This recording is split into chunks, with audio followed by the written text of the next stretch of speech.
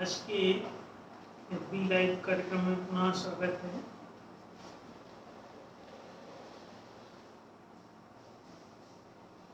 सभी लोग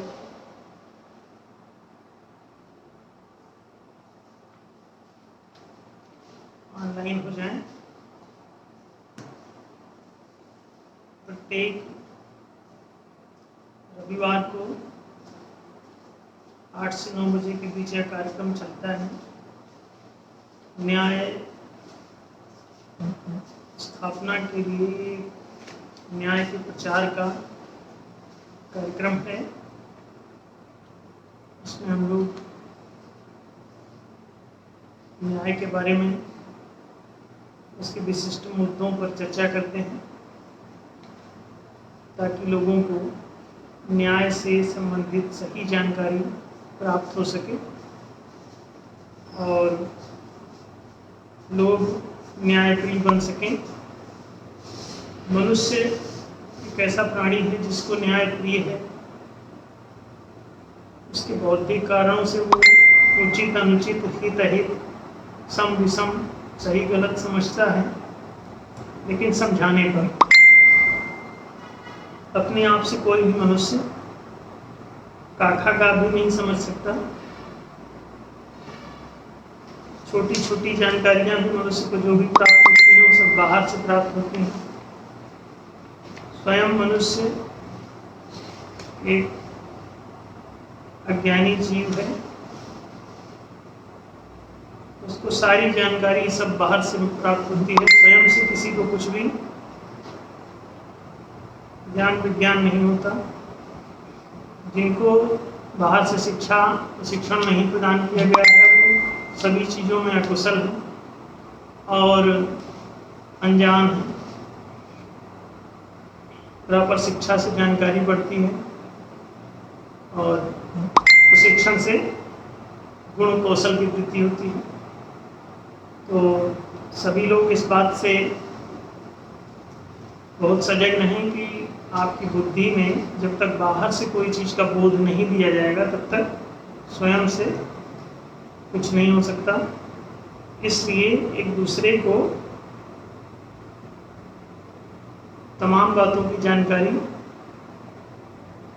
जो आपको प्राप्त होती हैं दूसरे को देते रहें, अपने अड़ोस पड़ोस में बढ़ाते रहें। आजकल संचार माध्यम बढ़ चुका है। वैज्ञानिक प्रगति से, विज्ञान की प्रगति हुई है शिक्षा की वृद्धि से। शिक्षा लोकतांत्रिक कारणों से बढ़ी है। लोकतंत्र ना आता तो शिक्षा आपको नहीं प्राप्त होती। लोक शासन जब तक लोकतांत्रिक नहीं होगा, आज भी लोकतंत्र जो है वो 1/12 भाग है। 12 में से एक हिस्सा लोकतंत्र है।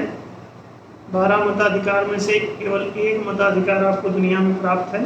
अभी 11 मताधिकार आपको प्राप्त नहीं हुए हैं, जिसकी वजह से चंद लोगों ने आपके सभी अधिकारों पर कब्जा किया हुआ है। तो सावधानी बरतें।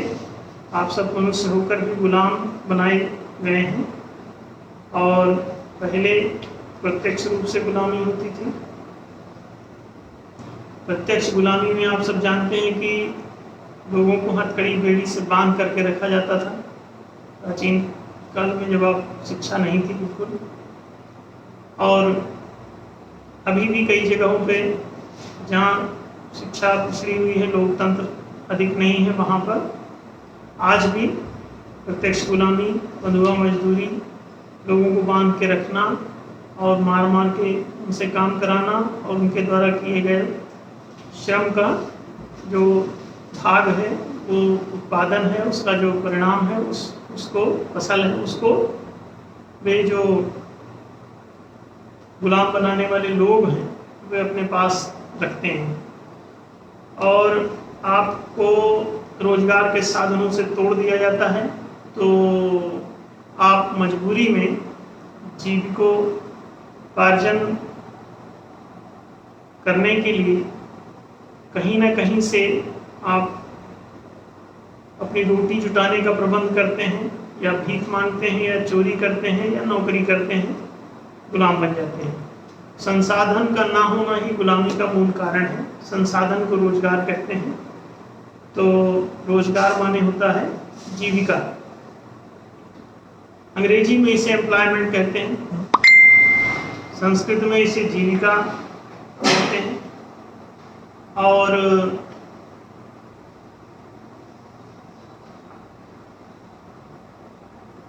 उर्दू और हिंदी में इसे रोजगार कहते हैं। हिंदी में भी रोजगार चल रहा है मौलिक रूप से, हिंदी संस्कृत का शब्द नहीं है, उर्दू का शब्द है। तो रोजी रोजगार जो है, ये जो भी आप इसका कोई संसाधन होता है, रिसोर्स होता है, वो आपसे सब छीन लिया जाता है। छीनने के बाद आपके सामने मजबूरी होती है कि आप कैसे जिएंगे। जीविका नहीं है तो जीवन कैसे चलेगा। तो जीविकोपार्जन के लिए आप दर दर भटकते हैं, विवश होते हैं, मजबूर होते हैं, और रस्सी के बिना ही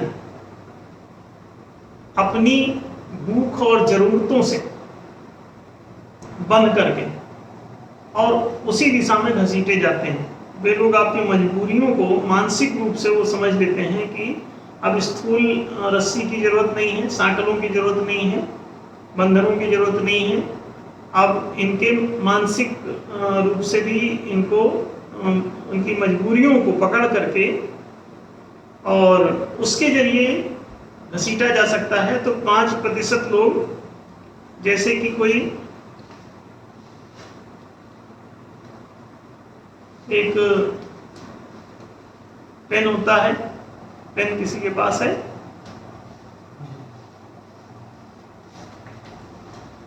पेन में देखें, एक पेन है, इसमें जो इसकी लंबाई इतनी बड़ी है कुल, और ये आप ये समझ लें कि समाज है पूरा। अब इसमें से ये इतना जो है ये आप लोग हैं,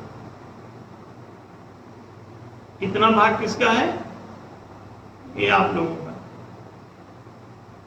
इतना मात्रा में आप सबकी संख्या है, और ये तो ये आप ये समझिए कि ये 95% से भी ज्यादा ही है, और ऊपर से ये 5% टोपी लगी है। तो ये जो 5% टोपी है, ये क्या है, ऊपर से ये इसमें लगी है, और इस टोपी में भी अंदर तक आप ही घुसे हुए हैं, ये भी ध्यान रखें। 4% ही घुसी रहती है इसमें, ऊपर से टोपी, टोपी है टोपी। तो ये टोपी का 5% हिस्सा और बाकी 95% ये जनता। आप जो गरीब दुनिया है और एक जो आपका मालिक वर्ग है, एक जो गुलाम वर्ग है, वो इतना समाज का इतना हिस्सा है, मालिक वर्ग इतना हिस्सा है। अब ये इसके ऊपर टोपी, इसको क्या कहते हैं, कैप। ये नीचे वाला भाग ये पेन है और ये है कैप। अब ये कैप जो है बाहर रह जाती है और ये दिन भर मुंह घिसता है और कहते हैं कि अपने को घिस डालता है पूरा, और अपनी स्याही भी, पसीना सब बह जाता है। तो इसका खून पसीना भी इस घिसने में सब इसका निकल जाता है, और कहते हैं सारा दिन ही घिसता है, शाम को कैप इस पे चढ़ लेती है, और एक कैप के कब्जे में ही सारा है। ये कैप जो है ये पूरा इसका कब्जा है इसके सिर पर। तो ये कैप से ही कैपिटल शब्द बना है, समझ रहे हैं, कैप से कैपिटल शब्द बना है। तो ये जो कैपिटल है ये इसके ऊपर सवार है। कैपिटल माने पूंजी, पूंजी माने रिसोर्स, रिसोर्स माने संसाधन, संसाधन माने रोजगार, रोजगार माने एम्प्लॉयमेंट। एम्प्लॉयमेंट माने जीविका, कहाँ है? कैपिटल, कैपिटलिस्ट के पास सारे संसाधन वो लोग सब कैप्चर कर लेते हैं। आपकी सारी जमीनें, आपका सारा धन, सब प्रकार की संपत्तियां, जितने भी आय के स्रोत हैं वो सब कैपिटलिस्ट लोग रखे रहते हैं। अब ये ऐसा मत समझना कि कोई जात विशेष के हैं, ना ना। अमेरिका में कौन सी जात? हाँ, सब जगह पूरी दुनिया में। अब जातिवाद तो भारत में भी नहीं बचा है। जो शिक्षित हो गए हैं वो सब इधर उधर जाने क्या कर रहे हैं। तो ये जात के आधार पर भी नहीं है, ये तो जो कोई भी कब्जा कर ले वो कैपिटल जिसने पकड़ ली वो कैपिटलिस्ट, वो ऊपर चढ़ जाता है और उसको मुंह घिसने की जरूरत नहीं रह जाती। ये अपना चुपचाप किनारे बढ़ी तो सारा इसका देखो, इसका तो कैपिटल ही गायब है, ये ऐसे घिसता रहता है। इसीलिए हमने कहा दूसरा पेन दो तो समझाएं, लेकिन काम ये भी पूरा कर रहे हैं। इसकी कैपिटल गायब है, अब कैपिटल कहीं छिपी हुई होगी इधर उधर अंधेरे में, और इसकी अभी दिख रही कैपिटल, इसलिए हमने मंगाया कि आप समझ सकें। तो ये जो है कैपिटल ऐसे बाहर हो जाती है और ये बेचारा सारा दिन काम करता है। तो ये है नौकर वर्ग, समाज का नौकर वर्ग, और ये मालिक वर्ग। तो इतने जो हैं ये कैपिटल होल्डर हैं, और इतनी मात्रा में, कितने ज्यादा हैं, इतनी मात्रा में ये नौकर लोग हैं, गुलाम लोग, दास लोग। तो अब देखिए, अब आप इसको समझ लें। कई लोग सोचते हैं, यहाँ जो रहते हैं वो सोचते हैं कि अरे भैया ये भी दांव पेंच करके ये भी अपना कैपिटल पकड़ लें, उसी में बैठे, है ना। लेकिन ये ध्यान रखो कि इसमें तुम चले भी जाओगे तो भी कोई जरूरी नहीं है कि तुम वैसे ही बने रहोगे। वहां भी तुमको कोई मुर्गा बना सकता है। कैपिटल माने कैपिटलिस्टों के बीच में भी लफड़ा है। तो ये जो संसाधन पकड़े बैठा है, इसे समझ लो कि ये संसाधन कैसे पकड़ लेता है। संसाधन जो है, इन सभी संसाधनों को पकड़ने के लिए हमने बताया था कि अब देखो कई माध्यम है संसाधन कैसे पकड़ना। एक तो सबसे पहले आदमियों को ही पकड़ लो, क्यों? बाकी जो संसाधन है उसका कोई मतलब नहीं है। तो इसीलिए उन्होंने कहा ये ह्यूमन रिसोर्स, क्या कहा? ह्यूमन ही मूल संसाधन है। बोले इसी को मुर्गा बना लो। तो एचआर बना लिया। आजकल पूरी दुनिया में एचआर चल रहा है, एचआर मैनेजमेंट, कहीं भी देखिए एचआर डिपार्टमेंट, आपको सुनने में आ जाएगा। अभी एक मानव संसाधन विकास मंत्रालय भी बना दिया गया था। वो शिक्षा उच्छा सब उसी के अंदर, मानव संसाधन विकास। You are HR. कौन से हो एचआर? ई, ह्यूमन रिसोर्स हो। तो सारी कैपिटल तुम्हारे भीतर घुसी रहती है दरअसल, और तुम्ही को जब पकड़ लेते हैं, रस्सा में बांध लेते हैं, सांकलों में बांध लेते हैं ये कैपिटलिस्ट लोग, तुम्हारे सिर पे चढ़ बैठते हैं, तो और तुमको बोलने में तुम्हारा मुंह भी बंद कर देते हैं, ऐसे तुम बोल भी ना पाओगे। अब बोलोगे भी कुछ तो बोलते रहो, अंदर आवाज गूंजती रहेगी, बाहर जाएगी नहीं। बोलो, इसके अंदर से कैप लगी है, अंदर क्या बोलोगे? अब बोलते रहो, उन्हीं के शासन क्षेत्र में ही हो, अंदर उनके कैपिटल एरिया में अंदर घुसे हुए हो, चाहे जो बोलो क्या फर्क पड़ता है? आप उसके बाहर आवाज ही नहीं जाती, अंदर ही गूंज के रह जाती, तुम्ही को सुनाई देती है। अब कैपिटल ये ढक्कन के भीतर ये पेन बोले कुछ तो क्या होगा? किसको सुनाई देगा? इसी को, यही अंदर गूंजती रहेगी इसी के कान में। तो ये चाहे जितना ये धरना आंदोलन हड़ताल और उपद्रव करता रहे, ये अंदर ही कैपिटल के अंदर ही ऐसे कैप के आवाज करता है और अपनी मुंह से अपने कान में भरता रहता है। तो ये चाहे जो करे, ये ऐसा इसका रूप है।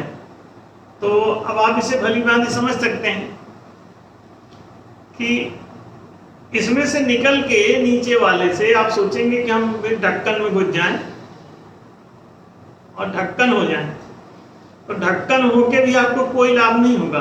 क्यों? क्योंकि 95% तो नीचे रहना ही है। उसमें आपके बच्चे, आपके रिश्तेदार, आपके नातेदार और आप भी वहां जरा सा, वहां ऊंचाई पे फिसलन बहुत है, जरा सा पैर स्लिप मारा और आप नीचे।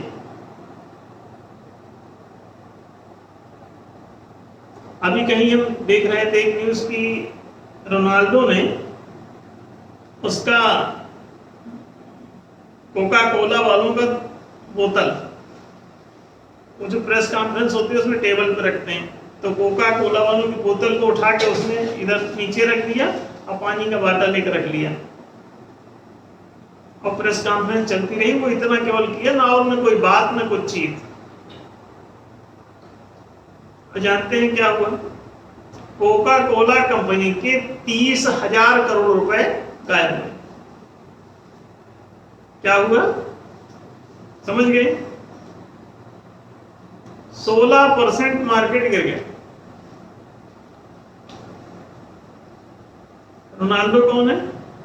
फुटबॉल प्लेयर, बड़ा फेमस है। तो रोनाल्डो ने क्या किया, उसको उठा के यहाँ टेबल पर से उठा के इधर रख दिया। अपनी प्रेस कॉन्फ्रेंस जो चल रही थी उसमें उठा के उसने उसको नीचे रख दिया। तो वहां से वो हटाए जाने के कारण क्या हुआ? मार्केट उसका धड़ाम हो गया। क्यों? रोनाल्डो को सुनने वाले करोड़ों लोग, उसको देखने वाले, उसने कहा अच्छा हटा दिया, इधर इधर, अच्छा कोका कोला नो। तो उतने सारे लोग जो है कोका कोला पता चला खरीदना छोड़ दिए, उनके शेयर खरीदना छोड़ दिए और शेयर का मार्केट गिर गई। तो 30,000 करोड़ रुपए माइनस में चली गई कंपनी। अब कंपनी रो रही है, ये क्या कर दिया? क्या जरूरत थी इसको हटाने की यहां? हाँ? अब वो उसके साथ उनका कॉन्ट्रैक्ट था तो कोका कोला रहता रहा होगा, वैसे वैसे ठीक से न दिए होंगे, चेक देने में लेट किया होगा, तो उसने उठा के कोका कोला को इधर रख दिया। अब उसके बाद कोका कोला धड़ाम हो गई। तो इतना इतना छोटा बात से सोचो इतना लफड़ा होता है। ऐसी छोटी छोटी बातें इतना हिला देती हैं। तो आप समझ रहे हैं, जो ज्यादा फेमस हो गया वो तुम्हारी कैपिटल को तुरंत स्लीप मोड में ला सकता है। इसीलिए ज्यादा फेमस लोगों के इर्द गिर्द सब ये कैपिटलिस्ट लोग टहलते रहते हैं।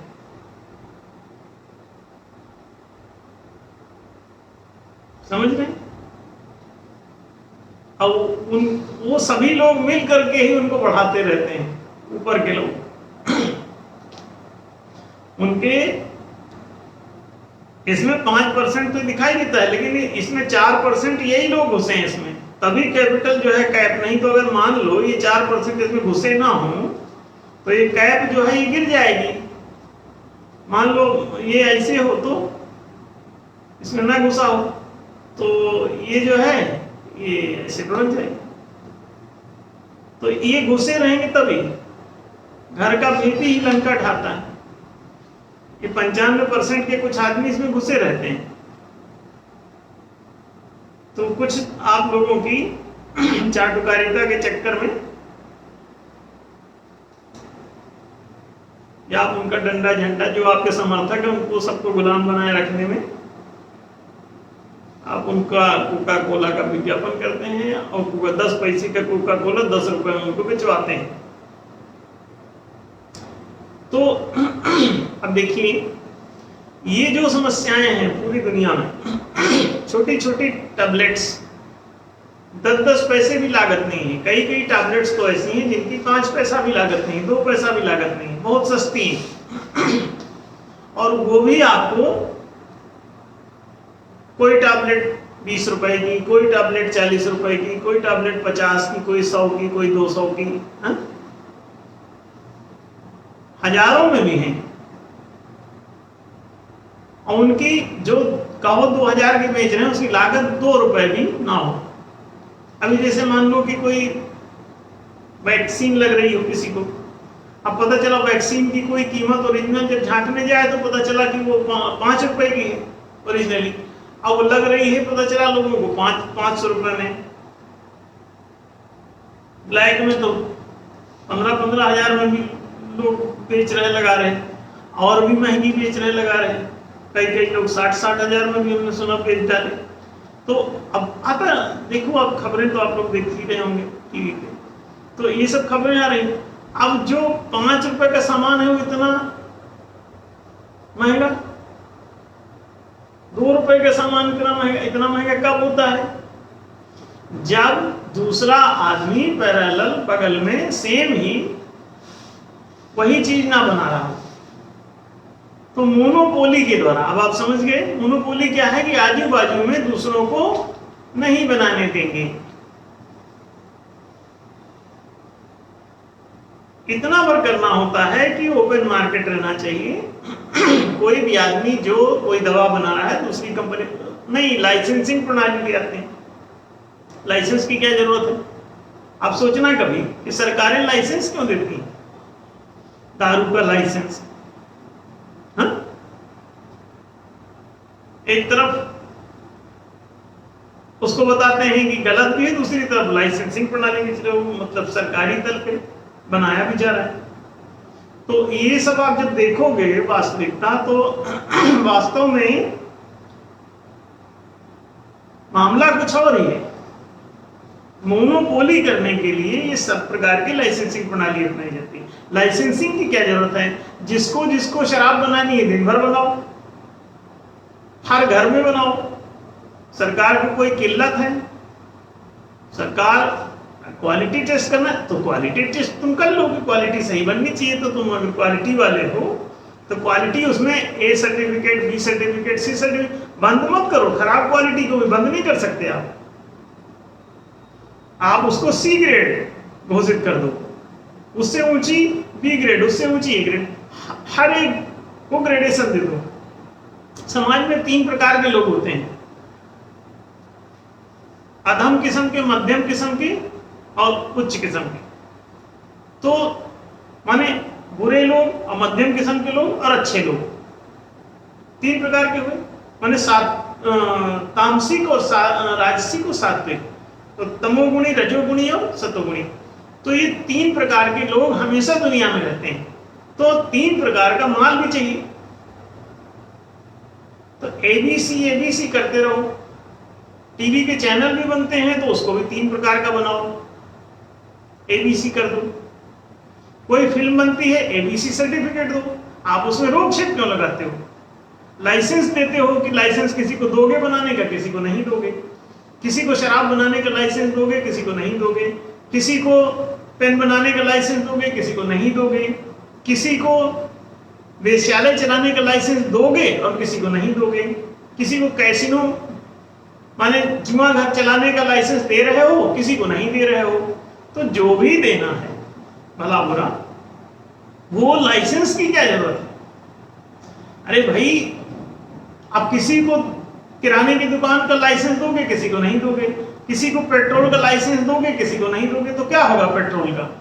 आज जो है पेट्रोल वास्तव में, सच में अगर इसका प्रोडक्शन देखा जाए तो 2 रुपए भी इसकी लागत नहीं होगी। वास्तविक 2 रुपए लीटर भी प्रॉपर इसकी लागत नहीं होगी। और इसे आप देखो 100 रुपए से ऊपर पहुंच गया, कहीं कहीं 107 रुपए भी रेट दिखा रहा था पर लीटर। तो ये जो रेट बढ़ता जा रहा है, क्यों? अब इसकी क्या जरूरत है इतना महंगा बेचने की? ये महंगा बिक कैसे रहा है? 160 में आप खरीद क्यों रहे हैं? क्यों? बगल में कोई दूसरा दुकानदार नहीं, वो लाइसेंसिंग है। लाइसेंस है तो 2 रुपए का सामान आपको 200 रुपए में भी वो बेचेंगे, और आप मजबूर होंगे।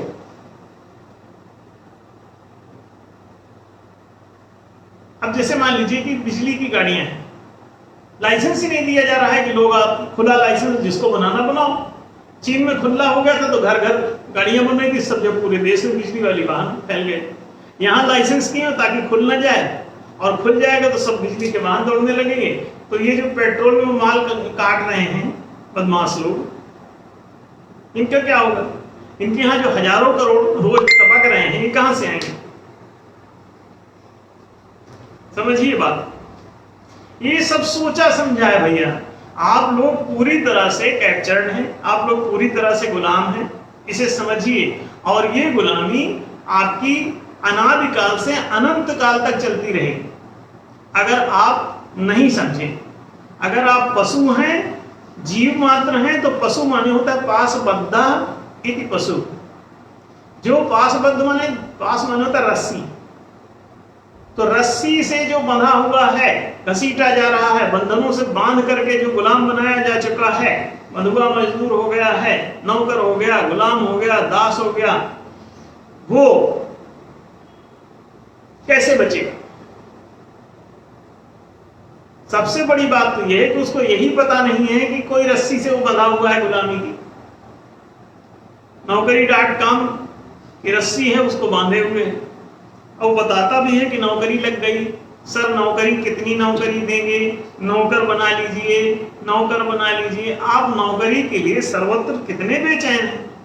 ये आपको पता ही नहीं कि नौकरी आपको नहीं करनी चाहिए। आप नौकर क्यों बनेंगे? कोई कहेगा तो सरकारी नौकर तो बने। नहीं, सरकारी नौकर क्यों बनेंगे? सरकारी मालिक बन सकते हैं। सरकार मालिक होती है कि नौकर होती है? बताइए। तो सरकारी मालिक बनिए जाके। आप नौकर क्यों? नौकर लेकिन बनते नौकर ही हैं। क्यों?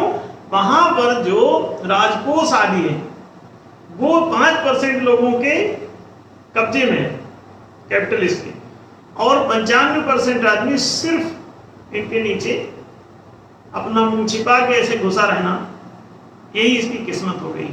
तो वहां जाके इसको नौकर ही बनना है। सरकारी पदों पर भी आप नौकर ही बनते हैं। ऊपर के कुछ लोग अधिकारी होते हैं और बाकी कर्मचारी वर्ग। अधिकारी वर्ग ही कैपिटलिस्ट है और कर्मचारी वर्ग इसके नीचे नौकर, गुलाम। तो इसे आप भली भांति समझ सकते हैं। हर जगह जब आप इसका परीक्षण करके देखेंगे तो आप आश्चर्यचकित रह जाएंगे कि इतने बड़े पैमाने पर यह सब काम किया जाता है, और जिन जिन चीजों में पैसा आदमी मजबूर है और मजबूरी में वो उसको लेना पड़ता है, उन्हीं उन्हीं चीजों को लाइसेंसिंग प्रणाली में ले लिया जाता है बदमाशों के द्वारा। तो पूरा एक बदमाश वर्ग है, वो क्या करता है? पूरा सिंडिकेट है उसका। वो सिंडिकेट जो है वो हर चीज को लाइसेंसिंग में अपने कब्जे में कर लेता है। लाइसेंसिंग माने उनका कब्जा, किसका? उस सिंडिकेट का, माने ये 5% का। तो ये 5% हर चीज की लाइसेंसिंग में ले लेता है और कहता है आम जनता के लिए खुला नहीं होगा। वो अपने आदमी को लाइसेंस देगा और उसका आदमी वो चलाएगा और 2 रुपए का माल 2000 रुपए में भी बेचेगा। तो बेचता नहीं है, वो उसकी आड़ में वसूलता है पैसा। जैसे आप MLM मल्टी लेवल मार्केटिंग के बारे में जानते हैं। वो कोई भी 2 रुपए का सामान ले लेते हैं, उसको कहो 2000 में बेचे तब भी बिकेगा, क्योंकि वो बताते हैं कि इसी में से कमीशन, तुम जो ग्राहक है वही उसका वितरक भी, तो ग्राहक ही उसका सप्लायर भी हो जाता है। तो वो कहते हैं कि तुम पहले खरीदो, उसके बाद तुम इसी को आगे बढ़ाना। तो तुमको जो हर बार आगे बढ़ाने पर कमीशन प्राप्त होगा, तो उससे तुम जो आज 2000 रुपए का सामान खरीदे हो, उससे तुम्हें 2 लाख रुपए से भी अधिक, 2 करोड़ रुपए भी हो सकते हैं कमीशन आते आते। और तुमने खरीदा तो 2000 में, तो खुश हो जाता है कि भले माल 2 रुपए का है और 2000 में दिया उसने, लेकिन अब कमीशन के आने हैं 2 लाख 2 करोड़, संभावना 2 अरब तक भी जा सकती है। तो वो कहता है ठीक है। अब इस लीला को ऐसे नीचे से ऊपर की तरफ शोषण की क्रिया ऐसे चलाई जाती है, धोखा देने की। तो ये ब्लफिंग है पूरा, एमएलएम भी ब्लफिंग है। तो एमएलएम जैसा ये लाइसेंसिंग प्रणाली है। कंपनी का आपको लाइसेंस कुछ को देंगे, किसको नहीं देंगे। अगर सभी लोग ऐसा हो कि दवा कोई भी बनाओ, वैक्सीन कोई भी बनाओ, सब खुला है, मशीनें कोई भी बनाओ। अब आप देख रहे हो कि टाटा ही टाटा की गाड़ियां क्यों चल रही हैं? क्या कोई देश में दूसरा आदमी नहीं है जो दूसरी गाड़ी बना सके? वही गिनती के 2-4 कंपनियों के नाम आपको मिलेंगे, क्योंकि लाइसेंसिंग प्रणाली है। लाइसेंस लेना है तो आपको करोड़ों रुपए से उतार देंगे, वो जल्दी देंगे भी नहीं, घूस ले लेके उसको पानी निकाल देंगे आपका। हम लोग कई साल से सहकारिता का रजिस्ट्रेशन 2008 से करा रहे हैं, आज तक वो अड्डा है लोकल लेवल का, जिला स्तरीय सहकारी समिति का रजिस्ट्रेशन कराने को पैसा मांग रहे हैं, हम लोग पैसा देने की स्थिति में नहीं। बिना दांव पेश के आप कोई सरकारी काम आप नहीं करा सकते, ये हालात है। पुलिस रिपोर्ट तक नहीं लिखा सकते।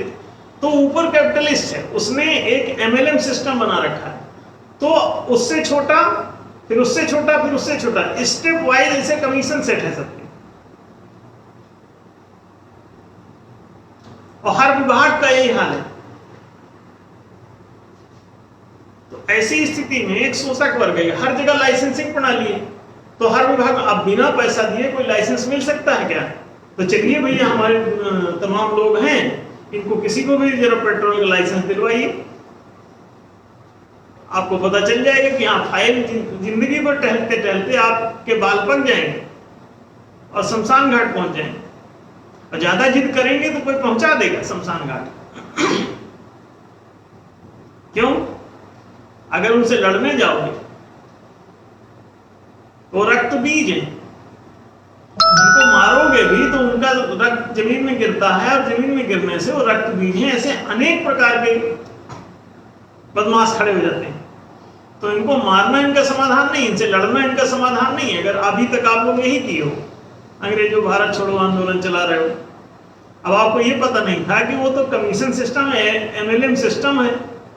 अंग्रेज के नीचे कांग्रेस, कांग्रेस के नीचे फिर और नीचे भाजपा, फिर उसके नीचे कोई आम आदमी पार्टी, फिर उसके नीचे कोई और एकदम गरीब आदमी पार्टी, फिर गरीबों का भी और ज्यादा गरीब आदमी पार्टी, ऐसी सब बनती चली जाएंगी। और उनके सब आदमी ये सब इस सिस्टम पर आधारित रहते हैं कि तुम्हारा 54 कमीशन, उसके ऊपर 58, फिर उसके ऊपर रुपया, फिर उसके ऊपर 100 का नोट, फिर उसके ऊपर 1000 का नोट, फिर उसके ऊपर 5000, 10,000, लाखों, करोड़ों तक जा रहा है। तो जब नीचे से ही ये धंधा चल रहा है आपका,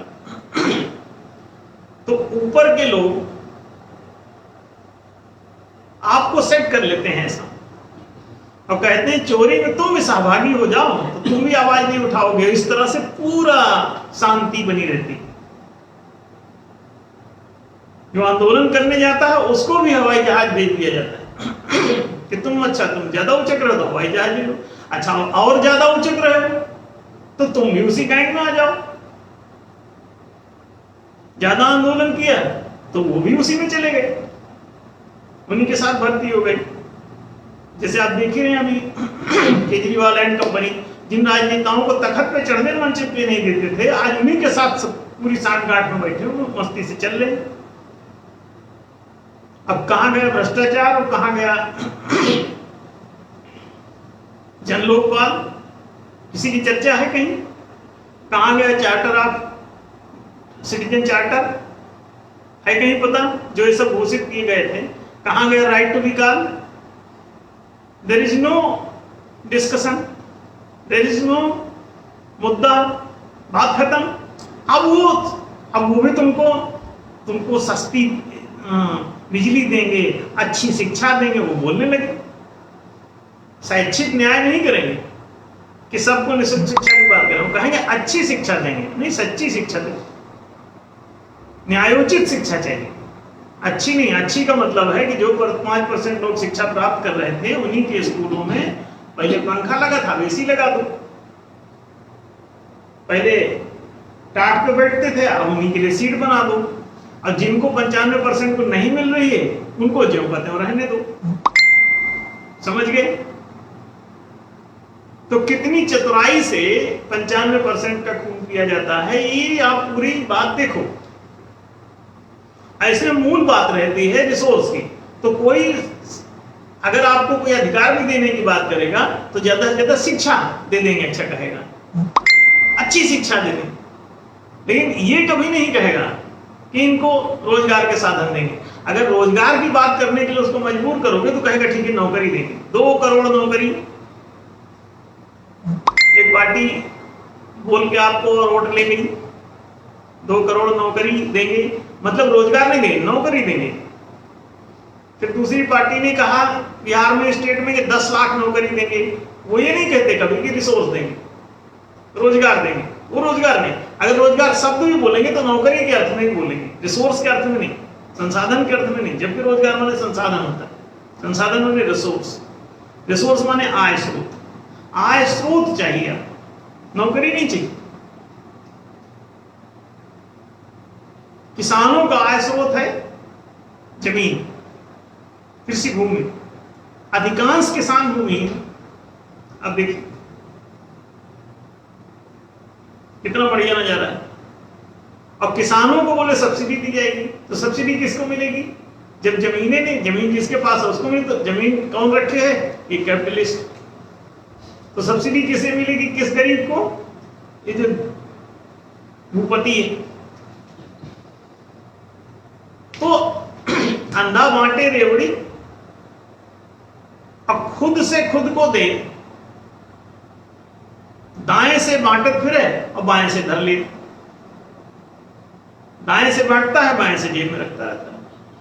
तो इस जेब से इस जेब में शिफ्ट करता रहता है वो सब्सिडी। सब्सिडी भी उन्हीं को दी जाती है। जैसे समर्थन मूल्य मूल्य घोषित कर दो, उस मूल्य पर सरकार खरीदी करेगी। अब पता चला, हमने शुरू में बोला था कि समर्थन मूल्य का लाभ केवल ऊपर के 5% लोगों को ही मिलेगा। बाद में सर्च करके कुछ लोगों ने देखा तो बात सही निकली, बोले हाँ 6% को ही मिल रहा है, और 6 तो गलत निकाल दिया होगा, दरअसल 5 से भी कम ही होगा। वास्तविक आंकड़ा वही है कि 1 से 5% आदमी के बीच में ही सारे रिसोर्स सेंट्रलाइज रखे जाते हैं। और ये कब तक रहेगा? जब तक तुमको न्याय का बोध नहीं होगा, जब तक तुम्हें समाधिकारिता का बोध नहीं होगा कि तुम भी जीने, खाने, रहने, हंसने के समान अधिकारी हो। जब तक तुमको ये बोध नहीं होगा तो तुम युगानुयुग इसी बात से पीड़ित रहोगे कि 5% लोग तुमको गुलाम बनाए रखेंगे और तुम्हारी 95% लोगों की हैसियत नौकर की रखेंगे, गुलाम की रखेंगे, दास की रखेंगे। तो एक ही तरीका कि आप समाधिकारी बनो और समाधिकारिता का अध्ययन करो, उसे समझो। जब तक आप इस रिसोर्स के सिद्धांत को नहीं पकड़ लेते तब तक इसी तरह भटकते रहेंगे। और रिसोर्स का वितरण ही एकमात्र राष्ट्रीय व्यवस्था है। अर्थव्यवस्था को ही राष्ट्रीय व्यवस्था कहते हैं, अर्थनीति को ही राजनीति कहते हैं। चाणक्य तो राजनीति शास्त्र को भी अर्थशास्त्र ही लिखे। तो ये आर्थिक मामला है, आर्थिक न्याय ही मौलिक न्याय है। बाकी न्याय कोई कहता मंदिर जाने का अधिकार दे दो, अरे मंदिर जा क्या करोगे? मंदिर अपने घर में बना लो, उसका अधिकार मिल भी जाएगा तो क्या करोगे? मंदिर में क्या है? घंटी बजाओ जाके, अब भूखो मरो। मस्जिद में क्या मिलेगा? वहां वहां करो बैठ के और भूखो मरो। तुम्हारी गरीबी, किसी मुसलमान की गरीबी मस्जिद से मिटी अब 95% की। हाँ 5% मस्जिद काहे के लिए है? 5% लोगों के हाथों में सारे रिसोर्स ले जाने के लिए। मंदिर क्यों है? 5% लोगों के हाथ में सारे रिसोर्स पहुंचाने के लिए। थिएटर क्यों है? 5% लोगों के हाथ में सारे रिसोर्स पहुंचाने के लिए। लाइसेंस कंपनियां क्यों है? 5% लोगों के हाथ में सारे रिसोर्स पहुंचाने के लिए। लाइसेंसी बैंक क्यों है? 5% लोगों के हाथ में सारे रिसोर्स पहुंचाने के लिए। लीला समझ रहे हैं?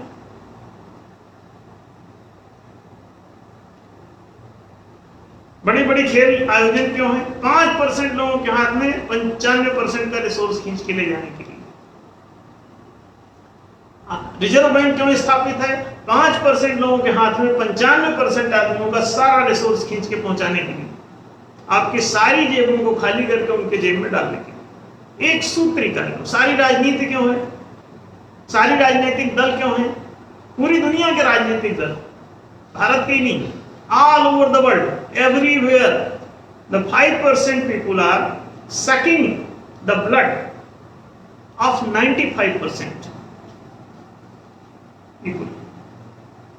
95% इनका ब्लड चूस रहा है, ऊपर की तरफ भाग रहा है, खींच के पहुंचाया जा रहा है। बड़े बड़े पंप लगे हैं लाइसेंसों के, बड़े बड़े नियंत्रण प्रणालियां लगी हैं। आरबीआई तुरंत आरबीआई का नियंत्रण सभी बैंकों पर से समाप्त करने की आवश्यकता है। अब आप आश्चर्य करेंगे, बैंक नियंत्रित, आरबीआई केवल मुद्रा प्रचालन केंद्र है और मुद्रा द्रवीकरण करना उसका धर्म है, मुद्रा जारी करना उसका काम है। और मुद्रा की जरूरत किसको है, किसको जारी करना है? जो कोई भी काम कर रहा है, खेती कर रहा है या व्यापार कर रहा है, उसको मुद्रा की जरूरत है। मौद्रिक पूंजी, अगर मौद्रिक लिक्विडिटी, मौद्रिक द्रव्य यदि उसके पास सुलभ नहीं है तो बाजार में कोई माल ना जल्दी खरीदा जा सकता है ना बेचा जा सकता है। तो जल्दी जल्दी कोई भी लेन देन करने के लिए मुद्रा आवश्यक है, नहीं तो घोड़ा के बदले चना, चना के बदले घोड़ा करते रहोगे। अब घोड़ा चना दोनों एक जगह जब तक पहुंचेंगे नहीं तब तक जिंदे नहीं रहेंगे। इधर चना सड़ जाना है, उधर घोड़ा मर जाना है। जिसके पास चना है उसके पास घोड़ा नहीं, जिसके पास घोड़ा है उसके पास चना नहीं। समाज की ऐसी स्थिति है, विडंबना। तो बाजार में ऐसी ही विडंबना रहेगी। इस विडंबना को पार करने के लिए ही मुद्रा का आविष्कार हुआ था। मुद्रा एक द्रव्य है, द्रवीकृत धन को द्रव्य कहते हैं। तो द्रव्यम ददातु, आप सब जानते हैं कि द्रव्य प्राचीन संस्कृत भाषा का ही शब्द है। अगर आपको ये मुद्रा द्रवीकरण मिल जाती है तो आप कोई भी तुरंत बिजनेस खोल लेते हैं। आपके पास संपत्ति है, मकान है, जमीन है, स्थायी तमाम संपत्ति है, लेकिन लिक्विड फॉर्म में न होने के कारण आप बड़ा सा मकान में रह रहे हैं, लेकिन आप चाय की दुकान नहीं खोल पा रहे हैं, क्योंकि उसके लिए केतली खरीदने के लिए, आपको यह सामान खरीदने के लिए 2-4 हजार 10 हजार चाहिए, तब वो दुकान खुलेगी। तो वो जो 10-20 हजार 50 हजार 1 लाख 10 लाख 5 लाख करोड़ जो चाहिए आपको कोई काम शुरू करने के लिए, आपके पास मकान है, जमीन है, लेकिन फिर भी आप काम नहीं कर पाएंगे। क्यों नहीं कर पाएंगे? Lack of capital. और ये कैपिटल चंद लोगों के हाथ में सेंट्रलाइज कर दी गई लाइसेंसिंग प्रणाली के द्वारा। Licensing licensing licensing, just they have licensed everything and controlled it. Monopoly has been created by these licensing system.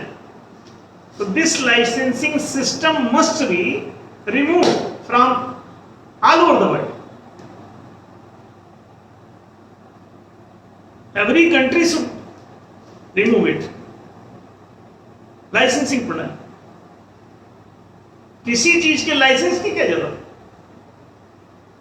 अरे जिसको जो आप लड्डू बनाने का लाइसेंस, रसगुल्ला बनाने का लाइसेंस, और उसके ऊपर पेटेंटीकरण का लाइसेंस। पेटेंटीकरण की क्या जरूरत है भाई? आप कोई भी चीज बना रहे हैं तो बगल में दूसरा ना कोई बनाए, इसी के लिए तो आप पेटेंट करा लेते हैं। कोई मोबाइल बनाया, अब बगल में कोई दूसरा ना बनाने लगे तो वो पेटेंट करा लेता है। पेटेंट की क्या जरूरत है? अरे शोध अनुसंधान में कोई खर्च हुआ है तो वो खर्च जो है सरकार के द्वारा भरपाई कर दी जाए और कहा जाए कि ये समाज में ये खोजा गया है, अब इस पर आधारित, इस खोज पर आधारित, इस फार्मूले पर आधारित कोई भी आप चीज बना सकते हैं, दवा बना सकते हैं, गाड़ी बना सकते हैं, कपड़े बना सकते हैं, उपकरण बना सकते हैं। ये सब आपके लिए हितकारी। तो जैसे जैसे आप इसे समझेंगे कि लाइसेंसिंग प्रणाली जहर है, सभी लाइसेंस समाप्त किए जाने चाहिए, सभी प्रकार के लाइसेंस समाप्त किए जाने चाहिए। ऐसा नहीं कि हम किसी एक लाइसेंस की बात कर रहे हैं। The every licence should be remove from all over the world. Every patents must be remove from all over the world. There is no need of पेटेंटीकरण। If anybody searching any type of formula, any type of principle, any type of thing, तो वो उसकी जो शोध कार्य में जो खर्च उसका आया है, एक्सपेंसेस जो आए हैं, तो those expenses must be fulfilled, must be paid by the government, and the government should own that license, that patent. और उसके लिए फिर उसके बाद जब गवर्नमेंट का हो गया, माने सार्वजनिक सरकार का हो गया, सार्वजनिक सरकार का माने पूरी जनता का हो गया। पूरी जनता में से कोई भी बनाओ बेचो इसको, अब कोई भी जो इसको खोजते हो, इस फार्मूले को, उसमें जो भी लागत आती है उसका भुगतान किया जाएगा। राष्ट्र से आप उसकी भरपाई करवा सकते हो अगर वो यूजफुल है और सब लोग उसको बनाना चाहते हैं, उसके आधार पर कोई काम करना चाहता है तो सरकार उसकी भरपाई कर सकती है। शोध अनुसंधान का अभी तक बजट ही नहीं बनाया गया प्रॉपर। हमने बजटिंग प्रणाली में दिया है कि शोध कार्य के लिए प्रत्येक राष्ट्र का 1% बजट नियत होना चाहिए, 1% प्रत्येक उसके शोध कार्य के लिए। और ये शोध कार्य प्राय 5 प्रकार के होते हैं, तो 5% टोटल बजट शोध कार्य पे खर्च होगा। 3 प्रकार के तो विज्ञान ही होते हैं, आदि भौतिकी, आदि दैविकी, आध्यात्मिकी। 3% इसका हो गया। फिर 1% जो है सामान्य विषयों पर, और 1% जो है वो विशिष्ट सामाजिक मुद्दों पर। ये रिसर्च वर्क के लिए ये 5 फील्डें हैं, 5 ये क्षेत्र हैं, और इन 5 क्षेत्रों में 1% की दर से 5% शोध कार्य के लिए बजट होना चाहिए।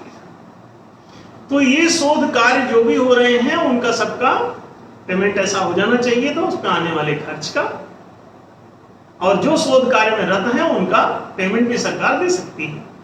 कोई प्राइवेटली कराता है, कोई कंपनी, कोई बिजनेसमैन, तो वो भी उसका कोई खर्च आता है तो ऑथेंटिकली वो उसका रिकॉर्ड मेंटेन करे और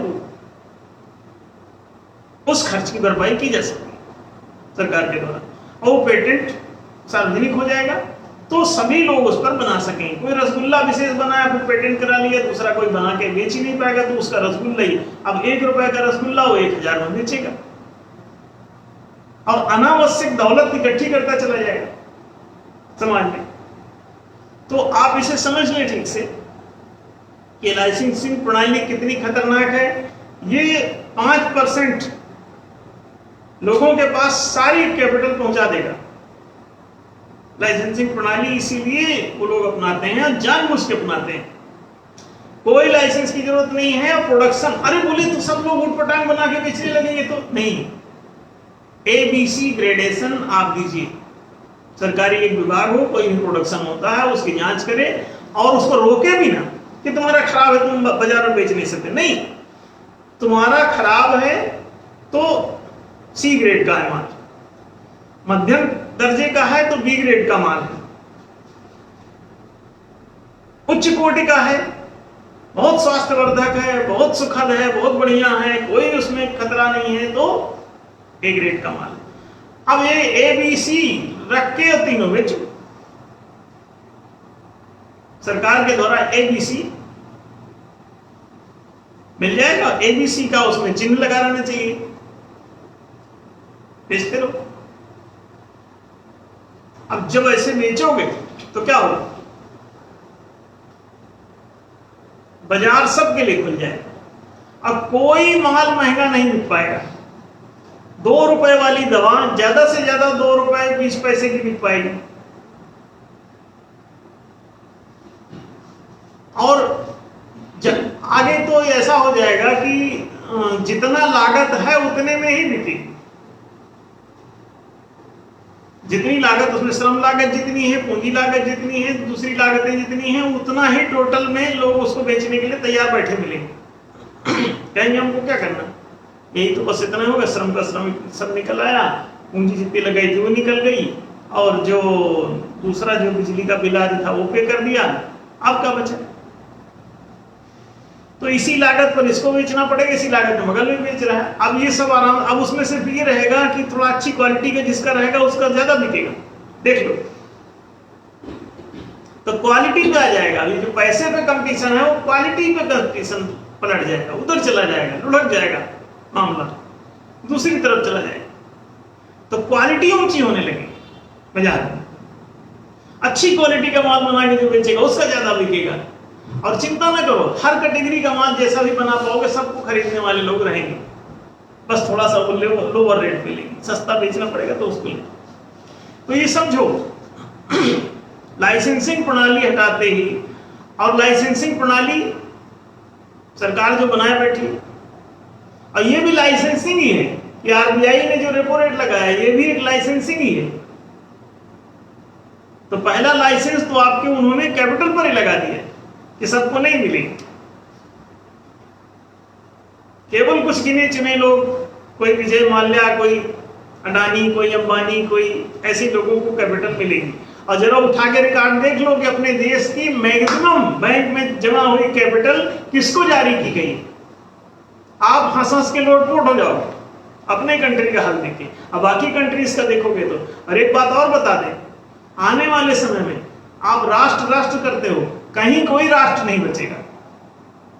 चंद वर्षों में ही सारा राष्ट्र समाप्त हो जाएगा, और उसमें जो भी आपको कोई सड़क दिखेगी, कोई रेलवे लाइन दिखेगी, कोई कहीं पेड़ दिखेगा, कहीं तालाब दिखेगा, कहीं पहाड़ी दिखेगी, कहीं कोई खदान कोयले की दिखेगी, कहीं कुछ ऐसा जो दिखेगा, ये सब किसी पूंजीपति का होगा, किसी एक आदमी का होगा licence.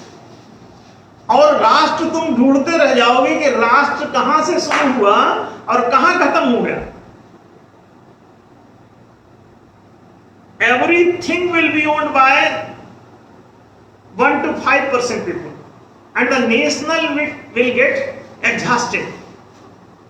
There will not be any nation in all over the world. Every nation is going to be destroyed by these 5% people, and almost they have destroyed it. You don't know because आपको पता नहीं है, क्योंकि आप बंधे हुए, आपको पशु बनाया गया, पासबद्धा यदि पशु। यू डोंट नो क्योंकि तुमको बताया नहीं गया, यू डोंट नो क्योंकि तुम बताने लायक नहीं रह गए हो, यू डोंट नो क्योंकि तुम समझने लायक नहीं रह गए हो बताए जाने के बाद भी।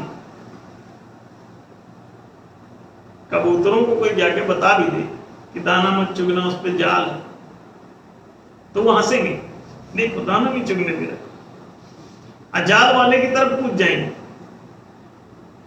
उसके समर्थन में खड़े हो जाएंगे। जो इनको मारता है, कूटता है, इनको फांसता है, उसकी तरफ से ये बोलते हैं, उसको अपना हितैषी मानते हैं। मूर्ख मनुष्य का लक्षण है कि अपने मित्रों को अपना शत्रु और अपने शत्रुओं को अपना मित्र मानता है। ये ऑल ओवर द वर्ल्ड की कहानी ऐसी। तो आपका मूर्ख होना अभिशाप है, आपका पशु होना अभिशाप है। तो पशुता से ऊपर उठने के लिए 8 से 9 सुना करो।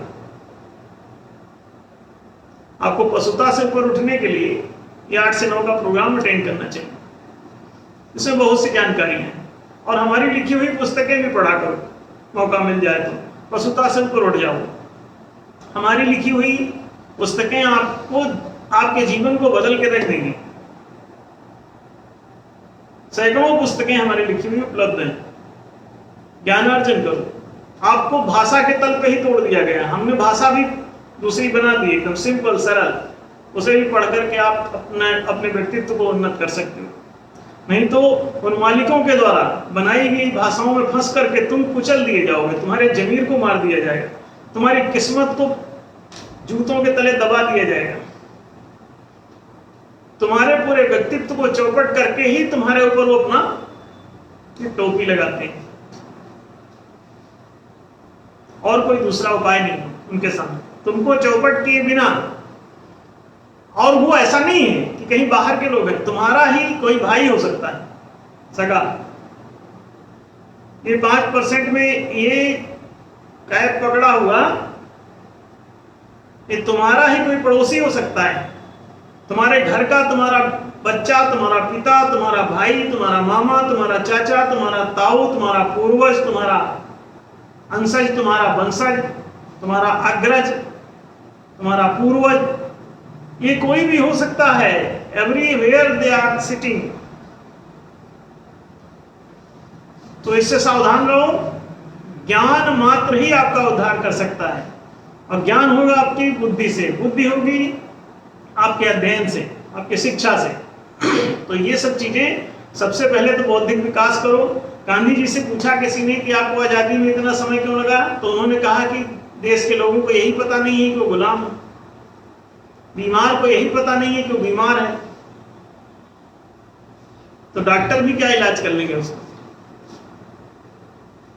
तो इसीलिए ये मालिक वर्ग आपको इतना मूर्ख बना देता है कि आप ये भी ना समझ सके कि आपकी बीमारी क्या है, आपकी जरूरत क्या है, आपकी समस्या क्या है, आपके बंधन क्या कहां हैं, कौन से हैं। तो आप समझने लायक नहीं छोड़ा जाता, और इसीलिए पूरा दर दर की ठोकर आप लोग खा रहे हैं। 80% आज भी अपने देश का नागरिक, ना रोटी है, ना कपड़ा है, ना मकान, भूखमरा, महादरिद्र, महागरीब, पशु तुल्य जीवन स्तर नहीं है। अब आप इसे अनुमान लगा सकते हैं। ना कोई उसके पास अच्छा खाना है, ना अच्छा कपड़ा है, ना अच्छा मकान है, ना ही अच्छी कोई जीवन की जरूरतें उसकी पूरी हो रही हैं, ना उसको अच्छी शिक्षा है, ना उसको अच्छा कोई रोजगार है, ना उसके पास अच्छा कोई पर्यावरण है। वो घुट रहा है, मर रहा है, धूल भाग रहा है, धुआं पी रहा है, कचरा खा रहा है, कचरे में रोटी बिन रहा है। वाय कैपिटल। ये 5% आदमी ऐसे लगा हुआ है, और ये 5% भी 1% भी जाता है, अंदर सब घुसा ही हुआ है, यही लोगों से। तो इसे समझ ले ठीक से कि ये बहुत लफड़ेबाज है। इसे समझ लो, ये आपकी पूरे रिसोर्स को आपसे छीन लेता है और आपको नौकरी देता है। जमीन छीन लेता है, खुद जमींदार बन जाता है, आपसे कहता है आप आ जाओ नौकर बन जाओ। दुकान छीन लेता है, कहता है तुम दुकानदार, वो खुद बन जाता है, वो कहता है आओ तुम इसमें नौकर बन जाओ। दफ्तर छीन लेता है और कहता है तुम अप्लाई करो नौकरी के लिए। हर चीज वो छीन लेता है तुमसे, और तुमसे कहता है तुम अप्लाई करो, गुलाम बनो, नौकर बनो, दास बनो। Everywhere this conspiracy is going on. आप सबको पढ़ा लिखा समझदार होने की जरूरत है। बहुत युगों युगों से आप सताए गए हैं, अब जाग जाएं। अब शिक्षा का साधन बढ़ गया है और ये मीडिया भी बढ़ गई है, तो अब आपको जरूर जानकारी, जागरूकता आपकी हो सकती है। आप इसे जितनी जल्दी समझ जाएंगे तो इस दुनिया के पाप से मुक्त हो जाएंगे, इस दुनिया के दाव से मुक्त हो जाएंगे, इस दुनिया के अहंकार से मुक्त हो जाएंगे, इस दुनिया की समस्या से मुक्त हो जाएंगे। और ये भूख, दरिद्रता, गरीबी, भूखमरी, बीमारी, तबाही, महायुद्ध, महामारी, इन तमाम संकटों से आप घिरे हुए हैं, और ये सारे संकट आप पर प्रायोजित होते हैं। आप सोच रहे हैं कि महामारी नेचुरल है, नहीं नहीं नहीं। आप सोचते हैं कि कोई ईश्वरीय व्यवस्था से ये सब आप गरीब हैं, नहीं नहीं। ईश्वरीय व्यवस्था के कारण आप अनपढ़ गंवार हैं, नहीं नहीं। ईश्वरीय व्यवस्था के कारण आप बेरोजगार हैं, नहीं, बिल्कुल नहीं। आप सोचते हैं कि कोई प्राकृतिक पर्यावरण ऐसा है जिसके कारण आप जो है भूखों मर रहे हैं, आप मूर्ख रह जाते हैं, ना ना ना, ऐसी कोई बात नहीं। ये आपके बीच में बैठे हुए चंद धूर्त प्रवृत्ति के, शिकारी प्रवृत्ति के लोग, ये आपको मुर्गा बनाते हैं लगातार। क्यों? वे काम नहीं करना चाहते, कमाए बिना ही बहुत बड़े पैमाने पर फल भोगना चाहते हैं, बिना परिश्रम के। That's why they create the conspiracy and make you slave. They make you slave because they don't want to work and they want to get more and more results, more and more profits, more and more properties, more and more resources. They just want to hold these all things and just they are trying to make you fool. They just want to make you slave. That's why they are creating this type of conspiracy. They are making hold on all these resources. सभी प्रकार की चीजों पर वो licensing प्रणाली, वो तरह तरह के डायरेक्ट और इनडायरेक्ट कानून लाके और आपके हाथों से सारी समृद्धि छीन लेते हैं। आप परिश्रम करते हैं, समृद्धि उनके घर में पड़ती है। They don't work but they eat, they don't work but they enjoy, they don't work but they hold everything. You work but you don't eat. भरपेट खाना 80% को नहीं मिलता, अच्छी सब्जी तक नहीं मिलती आम आदमी को। इतना कूड़ा, इतना करकट से भरा हुआ जीवन है, ना अच्छे कपड़े, ना अच्छा खाना। कई लोग तो प्रेमचंद की कहानियां पढ़ने, प्राचीन इतिहास कितना बुरा स्तर था। लोकतंत्र थोड़ा बढ़ा तो उसकी वजह से कुछ लोगों तक कपड़े गए, नहीं तो बिना कपड़े के ही जीवन। एक कफन का कपड़ा और एक शादी का, और कफन पे भी कर्जे से कहीं से कपड़ा मिल जाता था, कोई लाके यहाँ वहां से। और कफन एक कथा है प्रेमचंद की, उसे पढ़ ले तो पूरे भारत का इतिहास भूगोल समझ में आ जाएगा। तो कफन के पैसे को भी कहीं से 50 रुपए कहीं से चंदा करके कफनाना है किसी को, कोई मर गई है उनके घर की कोई एक सदस्य, तो उसको दफनाने के लिए कहीं से कफन लाते हैं और उसको भी सोचते हैं कि पहले आलू खरीद के तो खा लो। आलू खाने के लिए तो तुमको कोई देगा नहीं पैसा, तो पहले आलू खाने लग जाते हैं। सोचते हैं कुछ खाना खा लो, आज कफन के पैसे से खाना खाने में जुटे से घर के सदस्य। अब आप इसे सोचें, ये दीन दशा को बड़े बड़े साहित्यकार आपकी बुद्धि में समझ पैदा करने के लिए साहित्य लिखते मरते रहते, क्योंकि कहां तक समझाएं तो लिख मारते हैं, लिख के आपके बीच में छोड़ के चले जाते हैं। आज नहीं कल कभी न कभी पढ़ोगे, समझोगे। तो आप सबका इस तरह से बेड़ा गर्क है, और अगर समझदारी बरतें तो इससे छूट सकते हैं। शाश्वत छुटकारा न्याय के द्वारा ही संभव है और कोई इसका उपाय नहीं। तो आप सभी से थोड़ा सा ये अपेक्षा है कि आप लोग लगातार 8 से 9 उपस्थित हों, दूसरों को भी पहुंचाएं। और ये 8 से 9 का जो कार्यक्रम है, इसको बड़े बड़े जगहों पे यदि टेलीकास्ट किया जा सके, जहाँ कहीं प्रोजेक्टर आदि के माध्यम से पूरे देश में, पूरी दुनिया में, तो इसे फैला सकते हैं। जहाँ जहाँ भी लोग हिंदी समझ रहे हैं, थोड़ी बहुत अंग्रेजी समझ रहे हैं, तो हम लोग ऐसी मिली जुली बातें हिंदी अंग्रेजी इसीलिए बोलते हैं ताकि लोगों को कुछ समझ में आए और लोग इस दास्ता से छुटकारे के लिए 95% लोगों की आज़ादी आपके ही अपने ही सगे भाइयों से कराने की जरूरत है। वो आप सबके सगे भाई हैं, हम सभी वसुधैव कुटुंबकम हैं। एक दूसरे के विरुद्ध जो ये तांडव नर्तन चल रहा है, तो वो उसका कारण उनका भी अज्ञान ही है। वो लोग अज्ञान बस, दुर्ज्ञान बस दुष्ट हो गए हैं। तो उनसे आप लड़के अगर सोचते हैं जीतेंगे, तो लड़ने जाएंगे तो आप भी, जो दुष्ट से लड़ता है वो दुष्ट हो जाता है। आक्रमण से बचाव करें, लेकिन लड़ें कभी किसी से नहीं। कोई ऐसा उटपटांग आंदोलन, धरना, हड़ताल, उपद्रव, किसी के विरोध का कभी करने की आवश्यकता नहीं। बस सही बात जाने समझें और सही बात को अपना करके जीना प्रारंभ करें, आप आजाद हो जाएंगे। न्यायप्रियता की जरूरत है। हम लोग धीरे धीरे इसे सब तक पहुंचा रहे हैं और कोशिश करें कि आप सभी ज़्यादा से ज़्यादा शेयर करके इसे ज़्यादा से ज़्यादा लोगों तक ले जाया करें, ताकि ये कार्यक्रम सर्वसामान्य तक पहुंच सके और लोगों में जागरूकता आए। आज का समय चूंकि समाप्त हो गया है, तो हम अपनी बात यहीं समाप्त करते हैं। अगले रविवार को 8 बजे पुनः हम सब उपस्थित होंगे। तब तक के लिए अलविदा।